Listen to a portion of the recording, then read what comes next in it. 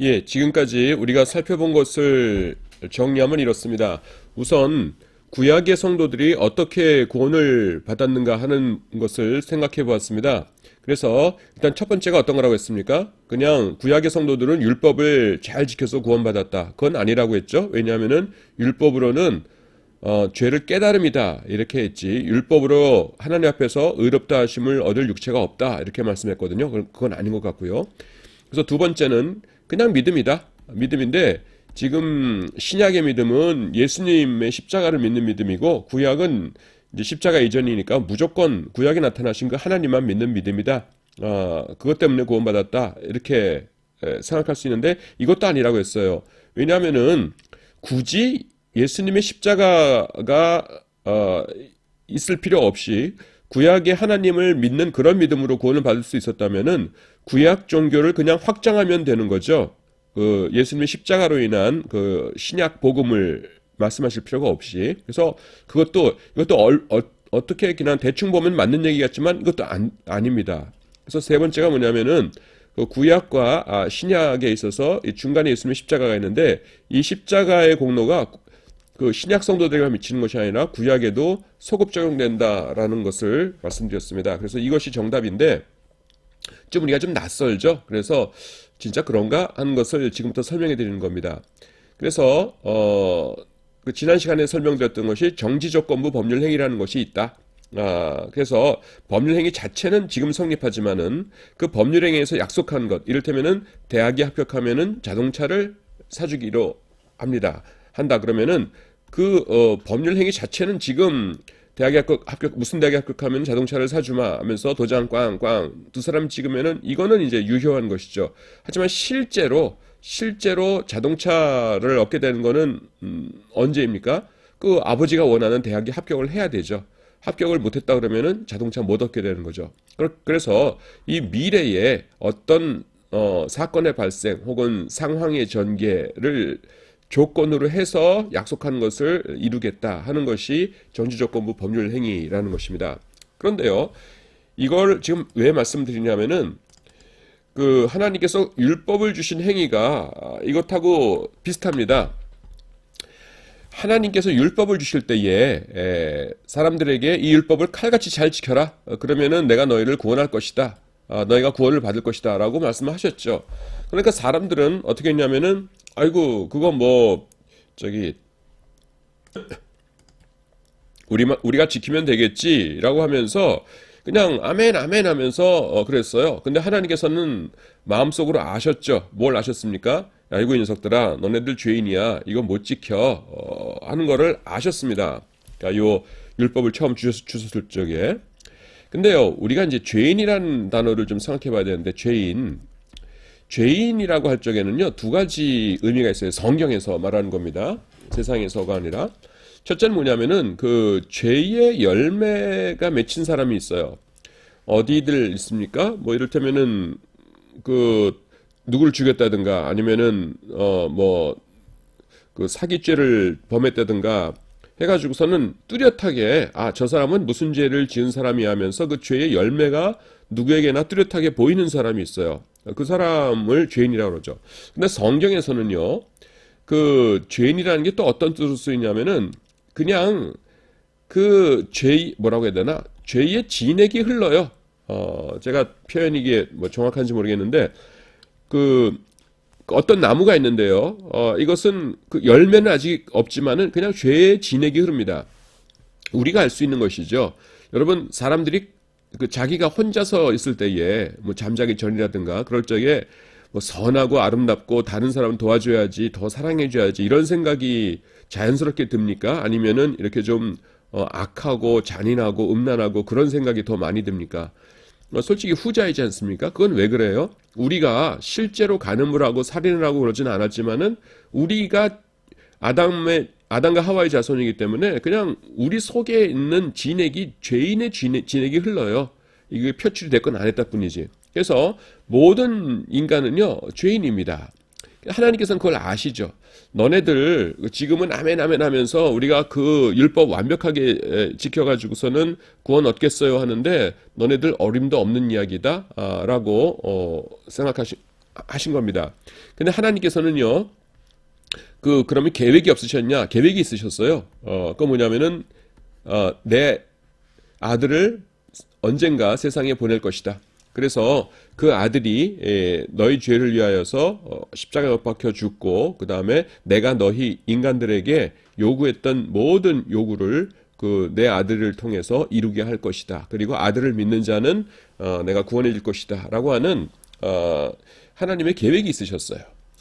그래서 지금 아까 그거랑 비슷하지요. 뭐냐 하면은 대학에 합격하면은 포르쉐 사주겠다.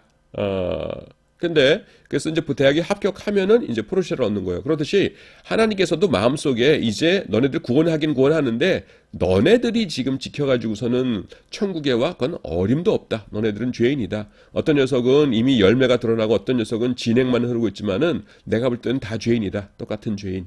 그러니까 너네가 아멘 아멘 하고서 지금 열심히 한다는 것은 안 되고 내 아들을 보낼 것이다. 그를 통해서 구원할 것이다 하면서 이것을 조건으로 마음속으로 생각하고 계셨어요. 자, 그래서 여기 뭐라고 써 있습니까? 미래에 예수님의 십자가를 정지 조건으로 한 계약이었다. 정지 조건이라는 것은 말씀드렸죠. 그러나 예수님의 십자가는요, 비밀에 붙여졌습니다. 지금 아버지와 아들의 계약은 뭐예요? 네가 무슨 대학에 합격해라. 그러면 내가 자동차 사주마 하면서 처음에 계약할 때부터 그게 딱 명시되어 있죠. 그런데요, 하나님께서 사람들에게 율법을 주실 때의 이 계약은요, 나중에 이제 십자가가 완성되면은 너희를 구원해 주도록 하겠다. 너희는 그때까지 그냥 나 잘 믿고 있어라. 나를 의지해라. 이렇게 말씀하지 않으셨어요. 왜냐하면은 십자가는 비밀에 붙여졌습니다. 여러분, 십자가가 왜 비밀이었을까요? 왜냐하면은 마귀의 방해를 방지하기 위해서였습니다. 여러분들께도 한번 질문을 드려보고 싶네요. 이건 이제 제 경험인데 저랑 비슷한 생각을 하신 분들이 계실 겁니다. 저는 모태신자인데요. 어렸을 때부터 배웠던 것 중에 하나가 뭐냐면은 이 사탄 마귀는 인간과 달리 엄청나게 똑똑한 존재이다. 하나님께는 아무것도 아닌 존재이지만은 인간에 비해서는 엄청나게 똑똑한 존재이다라는 것을 배웠어요. 그런데요, 저는 어렸을 때부터 성경책을 복음서를 읽다 보면은 이해가 안 되는 게 있습니다. 그게 뭐냐면은요, 여러분 이 십자가라는 것이 이것이요 어떤 것입니까, 여러분? 이 십자가라는 것이 믿는 자들에게는 엄청난 승리예요. 우리에게는 또 예수님께는. 왜냐하면은 이렇게 인간들이 있는데 원래는 다 죄를 져가지고서는 전부 다 지옥 가게 될 사람들이었죠. 근데 예수 그리스도의 십자가를 믿음으로 이제 믿는 자들은 전부 다 어떻게 돼요? 사탄의 백성에서 하나님의 백성으로 나와서 하나님의 백성으로 세상을 살다가 천국 가게 되는 것이에요. 그러니까 우리에게는 굉장한 승리이죠. 하지만 마귀에게는 어떻습니까? 이것은 십자가는 엄청난 패배입니다. 왜냐하면 생각해 보세요. 십자가만 없었다면은 모든 인간들을 자기 쫄개로 이렇게 삼아가지고서는 세상 사는 동안에 이렇게 막 괴롭히고 그러면서 내 말 들어 하면서 살다가 그 다음에는 싸그리 몰고서 같이 지옥으로 갈 수 있는 겁니다. 그래서 사탄 마귀가 모든 인간을 지배할 수 있었는데 그만 예수님의 십자가 때문에 어떻게 됐어요? 자기 영토에 있던 인간들이 조금씩 하나님께로 가버립니다. 그래서 자기 영토가 줄어들어요. 그러니까 이건 뭡니까? 이 패배인 것이죠. 그런데요, 그러니까 저는 어떤 생각이 드냐 하면은 성경 읽을 적에 십자가는 마귀가 싫어하는 거가 되어야 돼요. 그렇지 않습니까, 여러분? 논리적으로. 그러니까 사람들이 예수님을 십자가에 못 박자고 막 그러고 그 다음에 또 이 빌라도가 십자가에 못 박으려고 하고 또 누굽니까? 가룟 유다가 예수님을 배신하려고 그럴 적에 그걸 극구 반대했어야 돼요, 마귀가. 왜냐하면은 십자가가 완성되면은 자기는 이제 큰일 나는 거거든요. 그래서 막 반대했어야 되는데 성경에 보십시오, 여러분. 오히려 마귀가요, 십자가를 이렇게 막 후원해요. 사람들을 격려합니다. 제일 대표적인 게 뭡니까?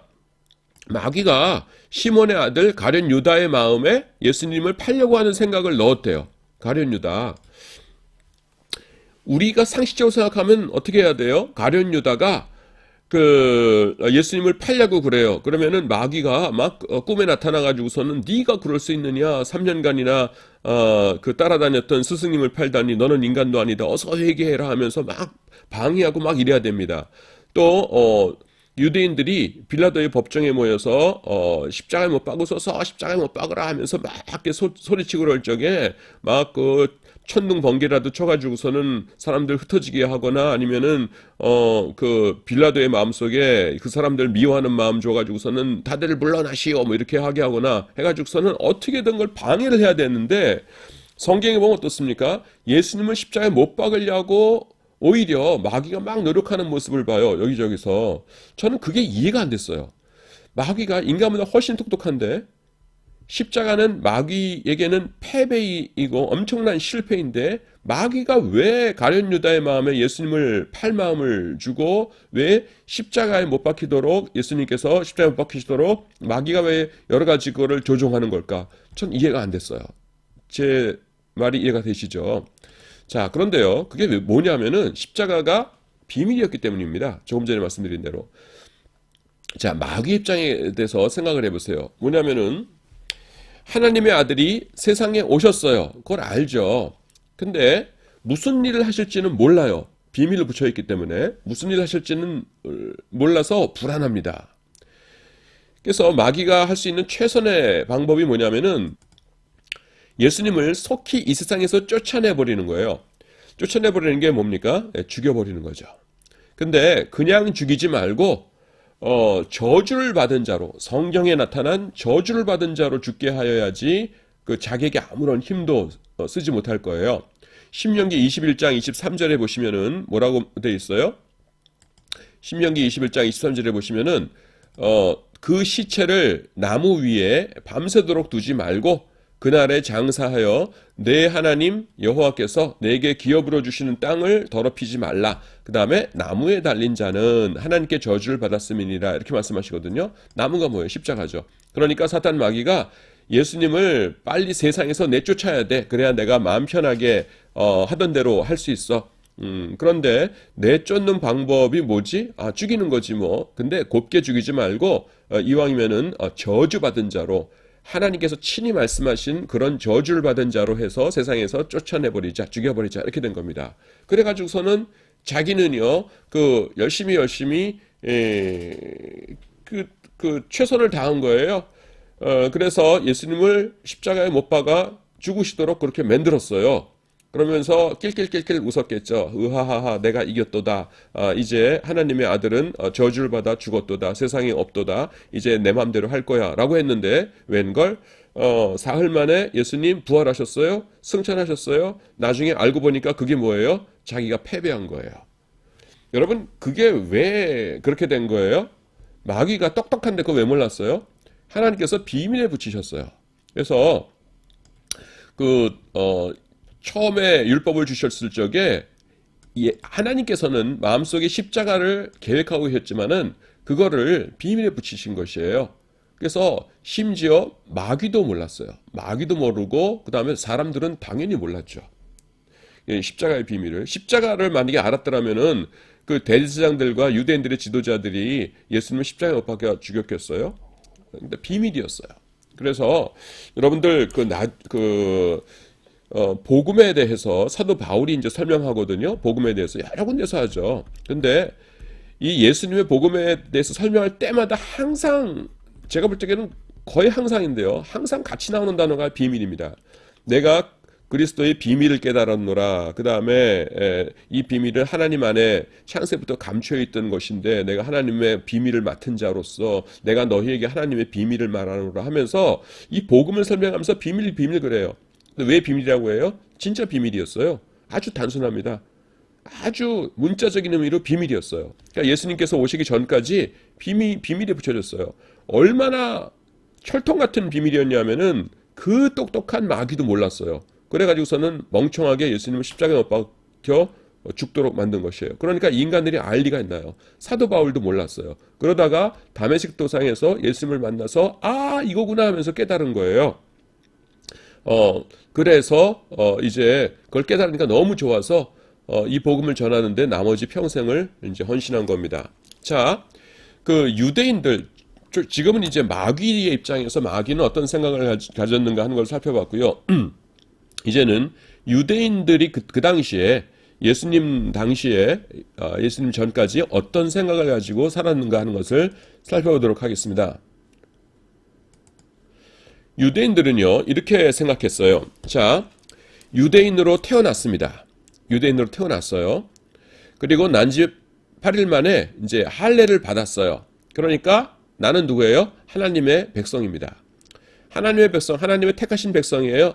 그러니까 이대로 잘 살다가 죽으면은 천국에 갑니다. 이제 천국이 보장되어 있는 것이에요. 유대인 하나님의 백성이기 때문에. 그런데 천국에 못 가는 그 가능성이 있어요. 그게 뭐냐면은 죄예요, 죄. 성경에 뭐라고 되어 있냐면은 죄를 짓는 자마다 하나님에게서 끊어질 것이다, 이렇게 말씀하고 있거든요. 끊어진다는 게 뭐예요? 더 이상 하나님의 백성이 아니라는 거죠. 하나님의 백성 아니면은 죽으면 어떻게 되겠어요? 지옥 가겠죠. 그래서 하나님으로부터 떨어져요. 그런데 하나님께서요, 그 죄 한 번 지을 때마다 그러면 다 지옥 가게 하셨느냐? 그렇지 않아요. 이 죄를 용서함 받을 수 있는 방편을 만들어 놓으셨어요. 그게 뭐예요? 속죄제입니다. 속죄제를 드리면은 하나님과의 관계가 다시 회복됩니다. 그러니까 유대인들은 어떻게 살았냐면은 태어나면은 하나님의 백성이에요. 그대로만 살면은 천국 가요. 근데 아이쿠 무너졌네, 죄 졌네. 그러면은 속죄제 드려야지. 다시 회복됐어요. 아이쿠 무너졌네, 다시 회복돼요. 무너졌네, 다시 회복돼요. 이렇게 살면서 계속 하나님의 백성으로 살다가 죽는 거예요. 그러니까 유대인들은요, 그 하나님의 백성을 하나님의 뜻대로 열심히 살려고 노력을 하는 한 나는 계속 하나님의 백성이다, 구원받은 자이다라고 생각을 한 거예요. 그런데 그러면은 메시아는 왜 필요하냐 하면은 지금 우리가 죄를 많이 지어서 그 이방인 옛날에 바사라든가 혹은 로마의 지배를 받고 있다. 우리가 이제 죄를 많이 져서 그런 거니까 하나님께서 이제 메시아를 보내주실 것이다. 하나님께서 메시아를 보내시면은 우리가 우리를 압제하는 악한 이방인들을 물리치고 영광스러운 하나님의 나라를 만들어서 우리 유대인들이 온 세상 사람들을 다스리면서 떵떵거리면서 살게 될 것이다. 이렇게 생각을 했어요. 그것이 사도 바울 당시에 예수님을 믿지 않던 유대인들의 생각이었어요. 자, 다시 정리합니다. 자기들은 누구라고요? 하나님의 백성. 그러니까 구원받은 백성이에요, 아니에요? 구원받았어요. 태어나자마자. 자, 그런데 어떻게 하면은 그 구원에서 벗어나요? 죄 지으면은. 근데 죄 지으면은 해결책이 있어요, 없어요? 있어요. 그게 뭐예요? 속죄 제사. 그래서 속죄 제사 드리면은 우리는 다시 용서함 받고 구원받는다, 이렇게 생각한 거예요. 그러니까 죄 문제와 구원의 문제를 위해서 메시아가 필요해요, 안 필요해요? 유대 사람들은 그런 것은 필요하다고 생각하지 않았어요. 그러면은 메시아는 왜 필요해요? 지금 이방 나라한테 억압을 받고 있으니까 우리를 인도해서 이 로마를 물리칠 그런 메시아가 필요한 거죠. 그래서 여러분 교회에서 들을 적에 예수님 당시의 유대인들은 정치적인 군사적인 메시아를 원하고 있었다, 이렇게 얘기하잖아요. 이게 그 얘기입니다. 자, 근데요, 메시아가 나타나셨다고들 막 그래요. 예수님이에요. 유대인들의 입장에서 볼 적에는. 근데 그 메시아 뭐 하셨냐 했더니만은 뭐 좋은 말씀하시고 병자들 고치고 뭐 죽은 사람도 살리시고 그러시다가 십자가에 못 박혀 돌아가셨대요. 근데 죽은 다음에 사흘 만에 부활하셨대요.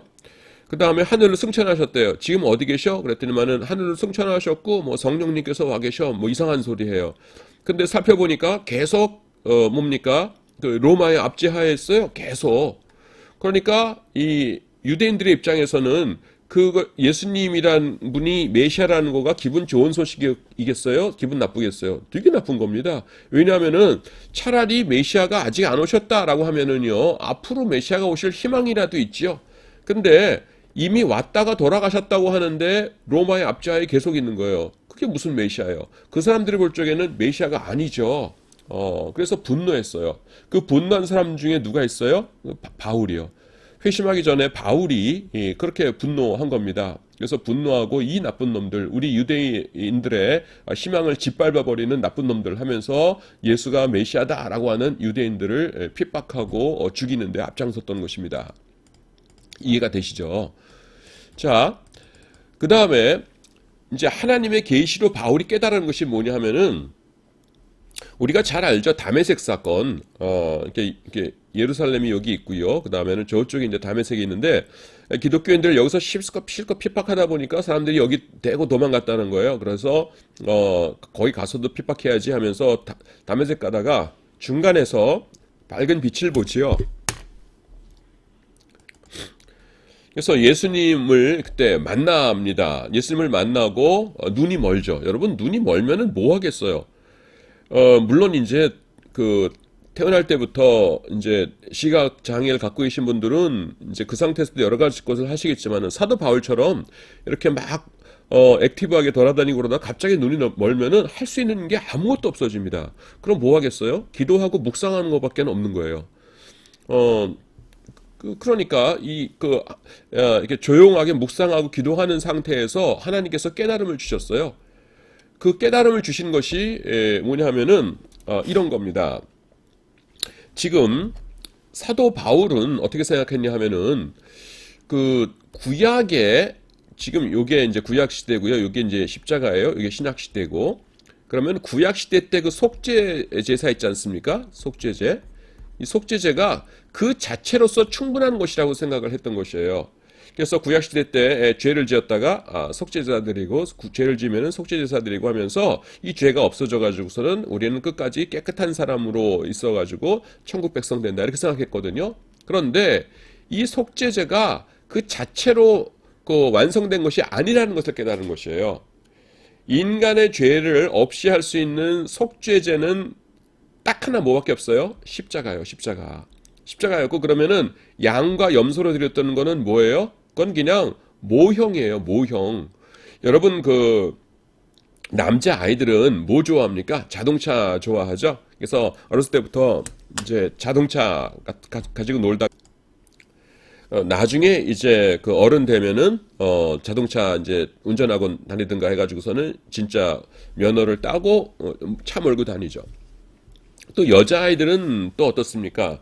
그 하나님께서 그 어렸을 때부터 여자아이들에게는 이게 모성애를 주시는 것 같아요. 남자들하고는 다르죠. 다른 사람하고 이렇게 다른 사람의 아픔에 공감하고 있는 능력이 탁월하죠. 예. 그래서 어렸을 때부터 뭡니까? 그 인형 가지고 놀잖아요. 그러면서 인형 가지고 놀다가 나중에는 정말로 자기 아기를 키우게 되지요. 그래서 그 인형이나 장난감 자동차는 뭡니까? 그거는 모형이요, 그림자지요. 나중에 올 것을 미리 이제 그 연습하는 거잖아요. 마찬가지로 이 속죄 제사라는 것은 양이나 염소로 드리는 것은 그냥 나중에 드려질 예수 그리스도 하나님의 아들의 흠없고 점없는 어린 양이신 하나님의 아들의 이 속죄 제사 십자가, 그 제사의 모형이요, 그림자였다는 것을 깨달은 것이에요. 그러니까 다시 정리합니다. 사도 바울도 마찬가지였고, 사도 바울 이전의 사람들은 구약의 그 속죄 제사가 그 자체로서 만족스러운 것이다, 유효한 것이다, 그것 자체만으로 인간의 죄를 사할 수 있는 것이다 라고 생각을 했던 것이에요. 그런데 사도 바울이 뭐를 깨달았냐면은, 아니구나, 실제로 죄를 사할 수 있는 제사는 예수 그리스도의 십자가밖에 없는 것이고, 이것은 다만 그 모형에 불과한 것이었구나 하는 것을 깨달은 것이에요. 그래서 여러분 히브리서에 보시면은, 그들이 섬기는 것은 하늘에 있는 것에 뭐라고요? 모형과 그림자라. 유대인들이 그 애지중지 떠받들었던 이 속죄 제사라는 것은 다만 십자가의 모형과 그림자라는 것이에요. 그리고 황소의 염소의 피가 능히 죄를 없이 하지 못함이라. 유대인들은 어떻게 생각했어요? 이 황소, 염소, 여기 이제 양도 포함되는데요. 양의 피를 가지고 인간의 죄를 진짜 씻을 수 있다고 생각했죠. 근데, 그거 아니라는 겁니다. 그거는 다만, 모형과 그림자고요. 죄를 없이 하지는 못한다는 것이에요. 자, 제가 슬라이드에는 이제 예화는 쓰지 않았습니다만은, 제가 어떤 그 영화를 봤었는데요. 그 영화의 한 장면이 생각납니다. 뭐냐면은 헐리우드 영화이긴 한데 인도가 배경이에요. 인도. 근데 그 인도에 어린 아이가 있는데 그 힌두교 집안에서 성장했습니다. 그런데 동네에 저 멀리에 그 하얀 성당이 하나 있어요. 성당이. 그래서 이제 성당이 신기하니까 처음 가보니까 애가 이제 쫄래쫄래 가가지고서는 이 성당 안에 들어가 봅니다. 그러니까 성당 안에 뭐가 있어요? 여러 가지 그림들이 있겠죠. 예수님에 대한. 그래서 이렇게 정신없이 아이가 이렇게 보고 있어요. 그거를 저거 뭐지 하면서. 그랬더니 옆에 신부님이 이렇게 등장하십니다.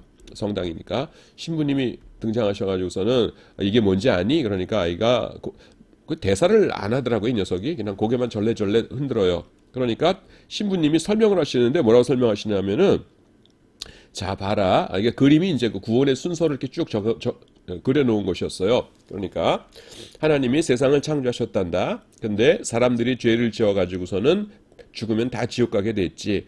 이거를 하나님께서 불쌍히 여기셔서 하나님의 아들 예수님을 세상에 보내주셨단다. 그리고 여기 십자가에 못 박혀서 죽게 하셨지. 그리고 사흘 만에 부활하시고 승천하셨단다. 그리고 이 십자가에 예수님을 주님으로 고백하고 믿는 사람들은 십자가의 피로 죄가 다 용서함 받아서 천국 가게 하셨단다. 이렇게 전한 겁니다. 그 영화를 보면서요, 저는 야, 이거 카톨릭 신부님이신데 그 전하시는 그 복음은요, 뭐 개신교와 다를 게 아무것도 없어요. 아주 복음의 핵심을 기가 막히게 설명을 하십니다. 자, 여러분, 그런데 이럴 경우에 우리가 기대하는 이 아이의 반응은 뭡니까? 아, 예수님 정말 좋은 분이시군요. 예수님 정말 좋은 분이시군요. 나도 예수님 믿겠어요. 그래서 천국 가고 싶어요. 우리가 이런 걸 기대하잖아요. 근데 이 아이가 그냥 아무 소리도 안 하고 성당 밖으로 쭉 나와요. 그 다음에 집으로 이렇게 쫄래쫄래 이제 쫄래쫄래 아이니까 이제 걸어갑니다. 걸어가면서 이 아이가 마음속으로 생각하는 것이 이제 영화에서 울려 퍼지는데요. 실제로 이 말을 하는 건 아니고 이렇게 얘기를 합니다. 뭐냐면은 성당의 신, 그러니까 하나님이죠. 자기는 성당의 신이라고 하지만 성당의 신은 참 이상한 신이야. 사람들을 용서해 주려면은 그냥 용서해 주면 되지. 왜 아들을 보내서 저렇게 비참하게 끔찍하게 피를 흘리게 한 다음에야 용서해줘? 성당의 신은 참 이상한 신이야 하면서 걸어가요. 여러분, 그런데요, 이것이요, 교회를 안 다니는 외부인들이 생각하는 기독교 교리에 대한 가장 평범한 평가입니다.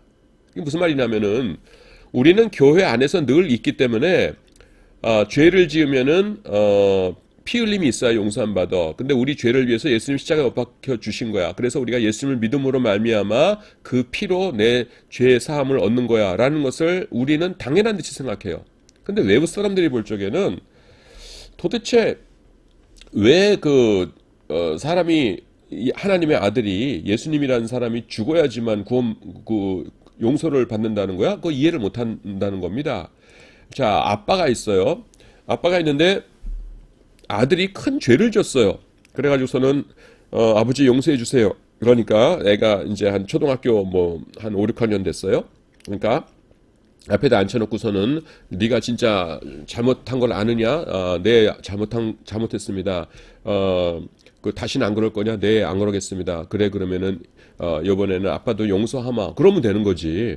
아빠가 너 진짜로 잘못한 거 아느냐? 잘못했습니다. 다시는 안 그럴 거냐? 안 하겠습니다. 알았다. 그러면은 네 방에 가서 서랍 열고 거기 카타칼 가져오너라 한 다음에 아버지가 갑자기 왼쪽 팔을 이렇게 팔을 걷더니만은 그 팔뚝에다가 카타칼로 지직 상처를 내가지고서는 피를 쭉쭉 흘리면서 네 죄 때문에 내가 이렇게 피를 흘린다. 이제 아빠 팔에서 피가 흘렸으니까 네 죄를 용서하도록 하마. 이런다고 해보세요. 그러면 아빠 진짜 이상한 아버지 아닙니까? 그 아들이 오히려 새파랗게 질리겠죠. 우리 아버지 이상한 것 같아 이러면서. 근데요, 기독교를 바라보는 외부 사람들의 시선이 그렇다니까요. 그래서 이 영화에서는 어린 아이가 그런 독백을 했지만은 그 영화를 만든 영화 감독의 기독교에 대한 생각을 그 아이의 독백을 빌어서 표현한 것이죠. 그런데요, 피 흘림이 없이는 삶이 없느니라라는 것은요, 하나님께서 만들어 놓으신 법칙이에요. 거기에 대해서는 우리가 뭐라고 말을 할 수가 없어요.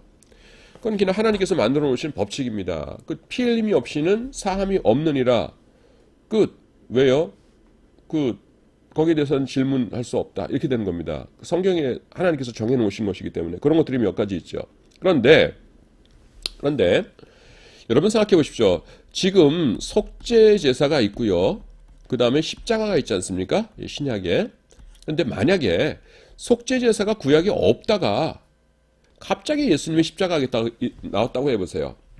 그러면은 그 사람들에게 예수님의 십자가의 보혈로 여러분들은 죄 씻음 받게 되었으니까 예수님을 믿으십시오라고 하면은 그 영화 감독 그 아이와 똑같은 얘기 할 겁니다. 사람들이. 아니 그냥 용서해 주신다고 그러면 됐지 못하러 번거롭게 하나님의 아들을 보내셔서 십자가에 못 박아 죽이시고 그 다음에 우리를 용서해 주세요. 아니 그게 뭐예요? 그러면서 아무도 이 복음을 깨닫지 못할 거예요. 그런데 하나님께서 구약 기간 내내 뭐를 시행하도록 하셨어요? 속죄제. 속죄제는 뭐예요? 죄를 지으면은 염소나 양 혹은 그 황소를 끌어와야 돼요. 그 다음에 제사장이 그 위에 손을 얹고 그 다음에 그 죄를 그 제물에다가 전가시킵니다. 그래서 죄가 이제 이 안에 들어간 거예요. 그 다음에 뭐예요? 이걸 잡아 죽이죠. 피를 철철 쏟으면서 죽여요. 그때야 어떻게 됩니까? 그 죄가 용서함 받았다 하고 선언하죠. 그래서 사람들이 배우는 게 뭐예요? 아, 죄 용서라는 게 그냥 되는 게 아니구나. 반드시 피 흘림이 있어야 되는구나 하는 것을 배우죠.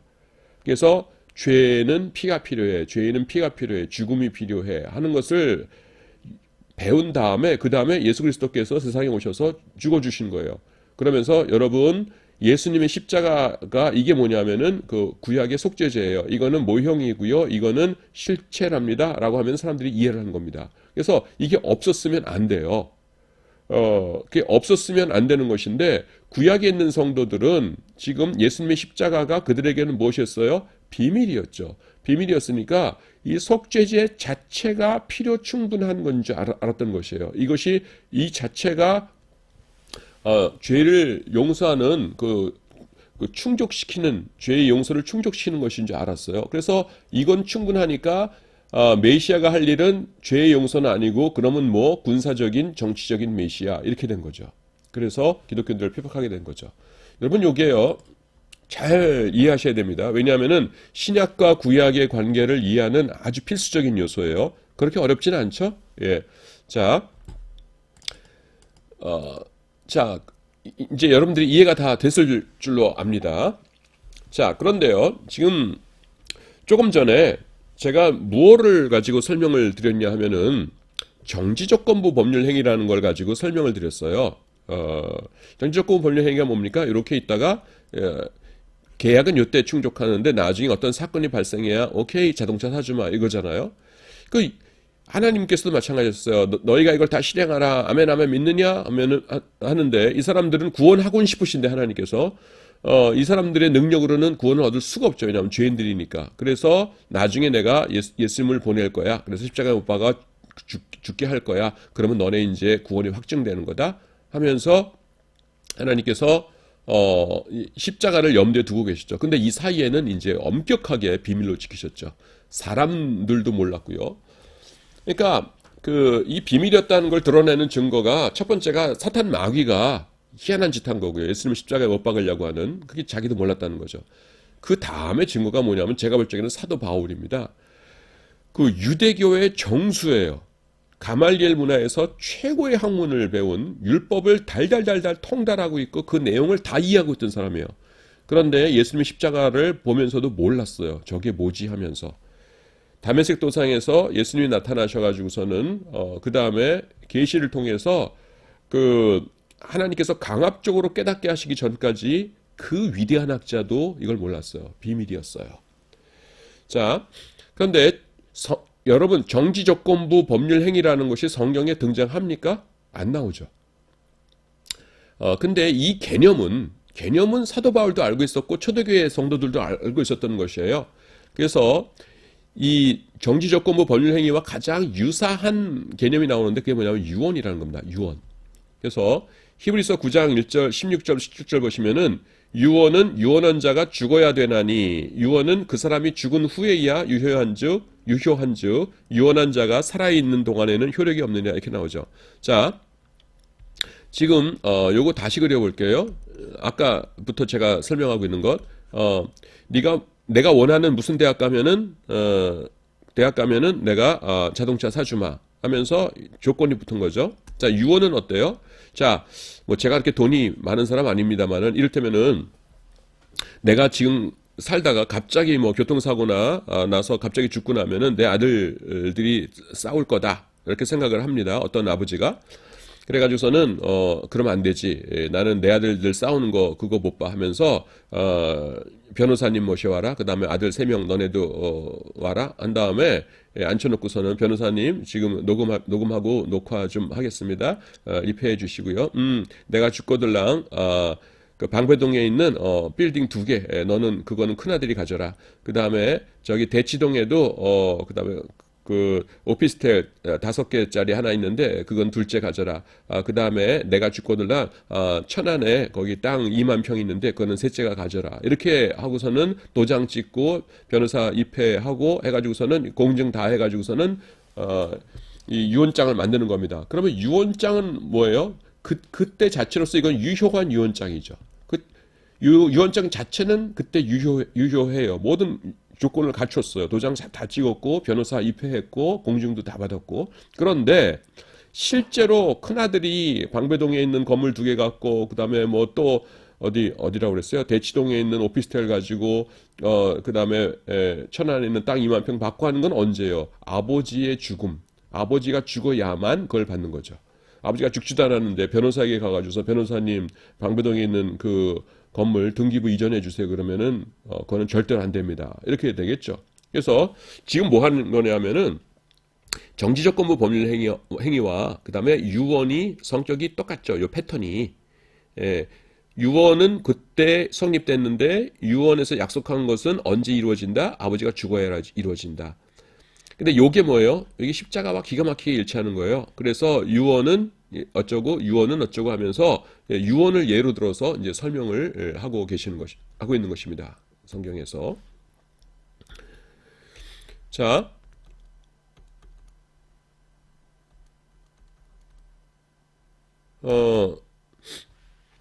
예수님께서는요 구약의 성도들을 위해서도 죽으셨어요.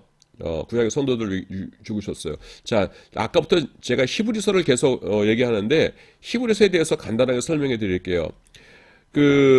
어떤 교회가 있었는데 이제 히브리서 이제 서론에 해당되는 겁니다. 어떤 교회가 있었는데요. 그 안에 이제 이방인들도 있고 그다음에는 유대인들이 있었어요. 근데 유대인들은 어떤 유대인들이 있었냐면은 교회 밖에 있는 유대인들도 있었어요. 여기 십자가가 교회이고요. 그래서 이 사람들은 뭡니까? 예수님을 안 믿죠. 예수님을 안 믿으니까 어떻게 해야 돼요? 이 예수님을 믿는 유대인들을 너무나 핍박하는 거예요. 뭐 짱돌 던지고 그다음에 뭐 장사도 못하게 하고 장사하려고 그러면은 막 그냥 거기다가 뭐 휘발유 뿌리고 이러면서 막 너무나 핍박을 하는 거예요. 그래서 너무나 힘들어요. 그래서 어렵게 신앙생활을 하다가 이 유대인들 중에 한 명이 아주 똑똑한 유대인이 이런 생각을 했던 거예요. 자, 가만 생각해 보자.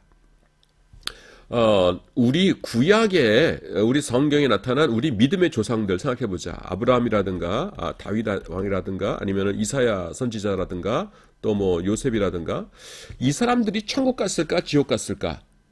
당연히 천국 갔겠지. 그분들이 설마 지옥 갔겠어? 다윗 왕이? 그런데 이 사람들이 예수님 믿었어 안 믿었어? 당연히 안 믿었지. 예수님이 계시다는 것도 몰랐지. 그렇잖아. 근데 이 사람들은 예수님 안 믿었는데도 천국 갔잖아. 그러니까 이방인들은 어차피 그 사람들은 하나님의 백성 아니었으니까 예수님 믿어서 교회 다녀야 구원받는 거야.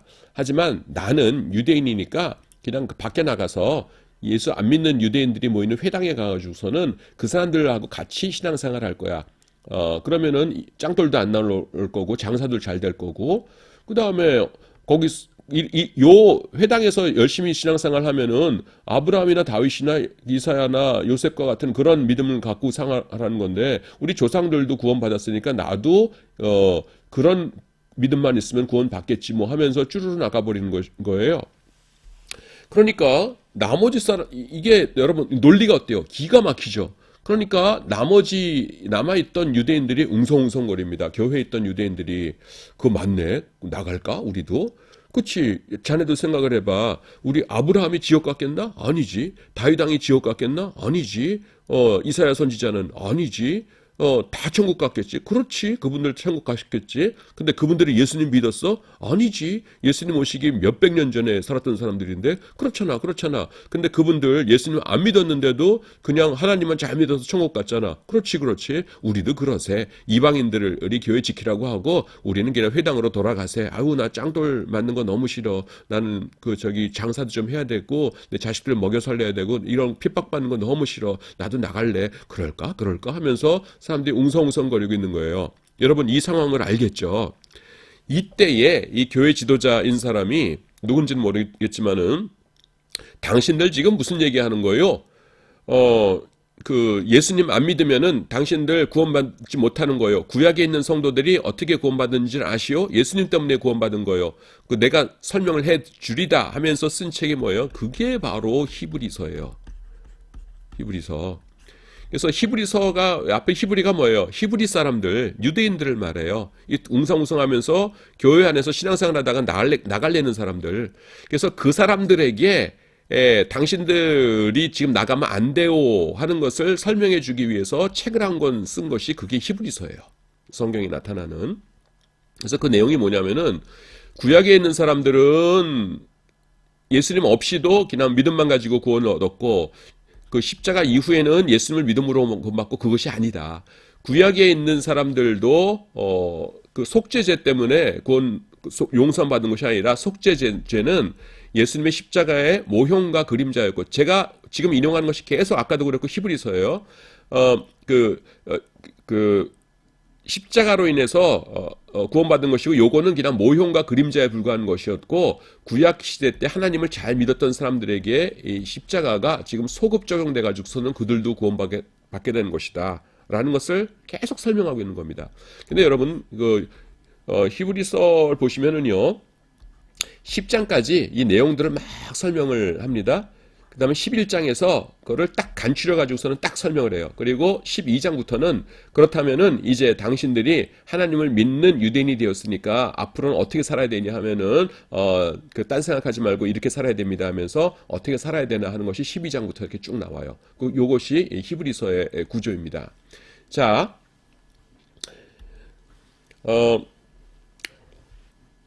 그런데 지금 핵심이 뭐냐면은 십자가의 공로가 십자가 이후에 적용되는 건 뭐 이건 상식이죠. 근데 우리는 계속 지금 찝찝한 게 뭐예요?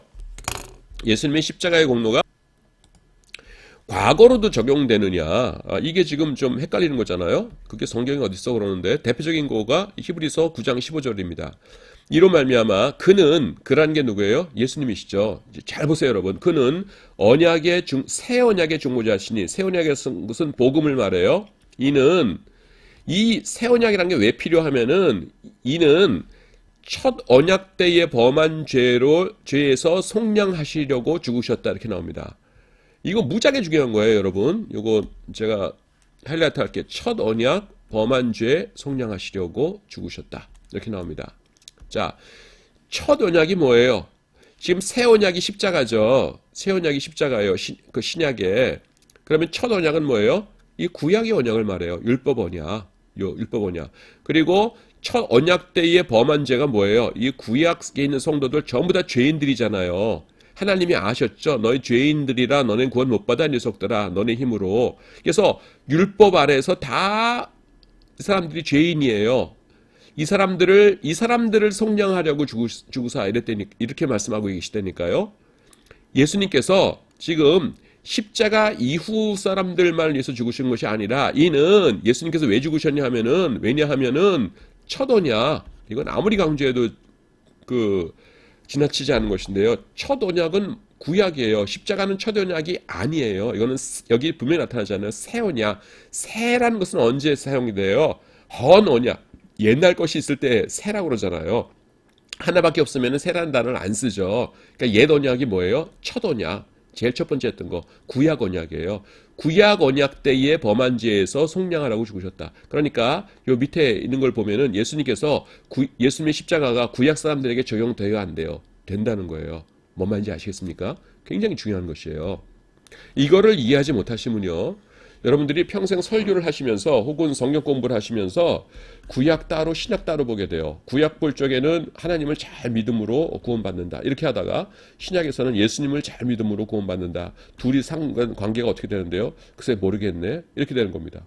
그래서 구약 때는 그냥 에피소드 가지고서 막 설교 막 하다가 신약에서는 또 복음 가지고 막 설교를 하고 이렇게 되는 거예요. 그러면은 여러분들 교회의 교인들도 뭡니까? 구약과 신약의 상관관계를 모르게 되죠.